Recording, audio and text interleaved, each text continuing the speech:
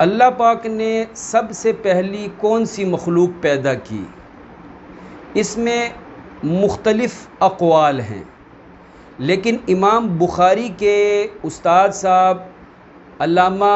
عبدالرزاق رحمۃ اللہ علیہ نے اپنی حدیث کی کتاب مصنف عبدالرزاق میں لکھا ہے، حدیث نقل کی ہے، یا جابر ان اللہ قد خلق قبل اشیاء نور نبیک۔ حضور فرماتے ہیں کہ اے میرے صحابی، اے جابر بن عبداللہ، اللہ نے سب سے پہلے تیرے نبی کے نور کو، یعنی مجھ محمد صلی اللہ علیہ وسلم کے نور کو پیدا کیا۔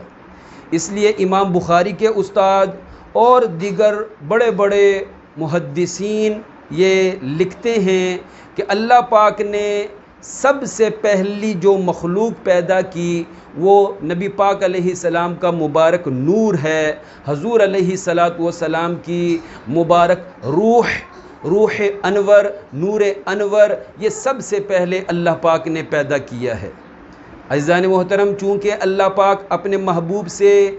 پیار کرتا ہے، ایک حدیث قدسی ہے، اللہ پاک اپنے محبوب کے بارے میں فرماتا ہے، اپنے محبوب سے خطاب کرتے ہوئے فرماتا ہے لولاک لما خلقت الافلاک، اے محبوب میں اگر تجھے پیدا نہ کرتا تو میں کائنات کی کوئی بھی چیز پیدا نہ کرتا۔